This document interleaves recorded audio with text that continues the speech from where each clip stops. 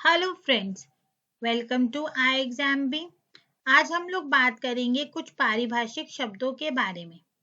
जैसे कि आप सभी लोग जानते हैं कि विभिन्न एग्जाम्स में चाहे ईसीजीएस हो, एसएसजीएचटी हो, आरबीआई हो, निबार्ड हो, आईबीएस हो, उनमें कुछ पारिभाषिक शब्दों का हिंदी रूपांतरण पूछा जाता है, जिसमें आपको हिंदी टू इंग्लिश या इंग्लिश टू हिंदी उन वर्ड्स के पारिभाषिक शब्द बताने होते हैं। यहाँ पर हम देखेंगे कुछ हिंदी के शब्द जिनके लिए हमें सही पारिभाषिक शब्द बताना है, लेकिन इंग्लिश में। पहला शब्द है नकदी।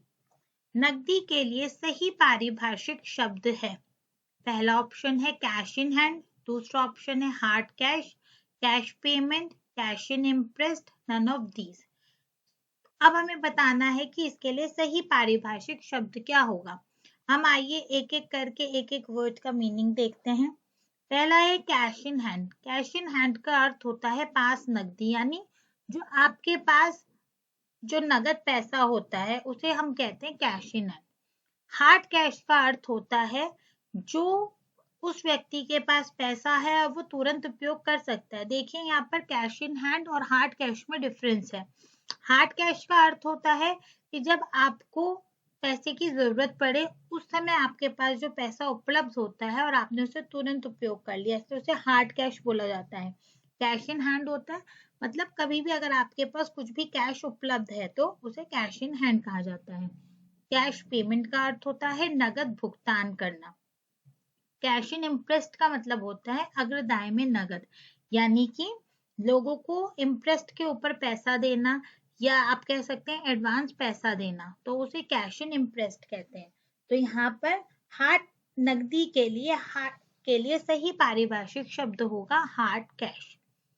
आइए दूसरे शब्द की ओर चलते हैं। दूसरा शब्द है राजपत्र। राजपत्र के लिए सही पारिभाषिक शब्द है, पहला ऑप्शन है honorarium, in lino, gazette, manual, none of these. Honorarium का मतलब होता है मानदेय। होनोरियम का अर्थ होता है किसी भी तरह का मानदेय, यानी कि इसे हम वेतन भी कह सकते हैं या पारिश्रमिक भी कह सकते हैं, जो किसी व्यक्ति को किसी कार्य के बदले दिया जाता है। इन लीन ऑफ का मतलब होता है क्रय कहने कार में, यानी कि जो किसके लियू में करा जाता है, किसी के सीक्वेंस में किया जाता है। गजट, गजट का अर्थ होता है राजपत्र, सूचना पत्र, एक आधिकारिक समाचार पत्र जिसमें किसी संगठन द्वारा प्रकाशित किए गए निर्णयों, नियोजित किए गए लोगों आदि के बारे में महत्वपूर्ण जानकारी होती है। गजेटेड एक तरह का समाचार पत्र होता है, आधिकारिक, ऑफिशियल जिसे आप कह सकते हैं, जो किसी भी दल द्वारा प्रकाशित किया जाता है। उसमें वो बताता है कि हम आने वाले टाइम में क्या निर्णय लेंगे और हमारी तरफ से कौन कौन व्यक्ति किस किस कार्य के लिए निर्धारित किए गए हैं। मैनुअल, मैनुअल का मतलब होता है नियमावली या नियम जो जारी किए जाते हैं। तो यहाँ पे राजपत्र का के लिए सही पारिभाषिक शब्द होगा गजट। अब हम आते हैं तीसरे शब्द की ओर। तीसरा शब्द है भार मुक्त। भार मुक्त के लिए सही पारिभाषिक शब्द है, पहला ऑप्शन है reimburse, relapse, relax, relief, none of these. Reimburse का मतलब होता है प्रतिपूर्ति करना, यानी किसी के बदले अगर कोई चीज उपलब्ध नहीं है और उसके बदले हम कोई और चीज उपलब्ध कराते हैं तो उसे हम कहते हैं प्रतिपूर्ति करना। रिलैप्स का मतलब होता है पतन।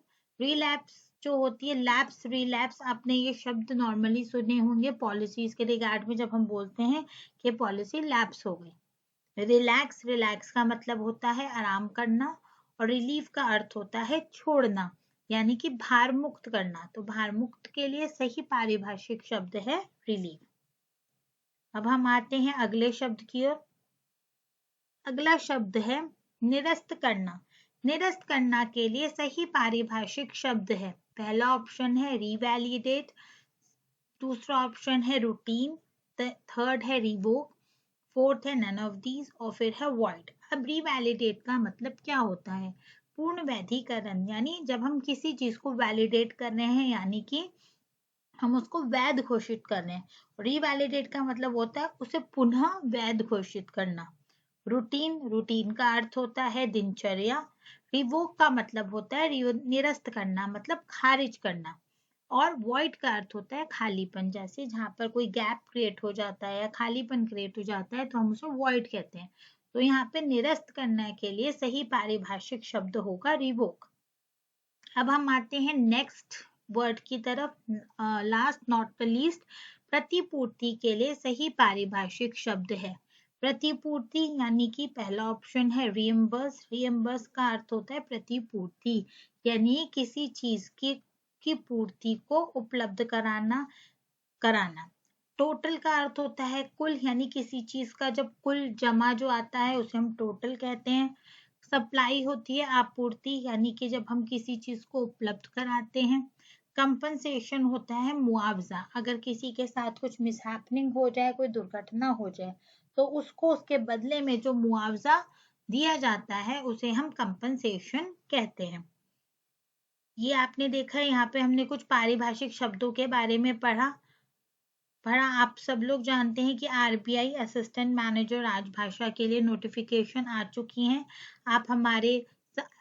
आप iExamB के साथ जोड़कर आरबीआई ऑनलाइन कोर्स कर सकते हैं। इसी तरह से ECGS PO ऑनलाइन के लिए भी ऑनलाइन कोर्सेज लॉन्च हो चुके हैं, जिसपे कि फ्लैट 45% ऑफ आपको मिलेगा। आप iExamB के साथ जुड़ें, जहाँ पर कि आपको बेहतरीन video lesson, study notes, practice session और लाइव सेशंस भी उपलब्ध कराए जाएंगे।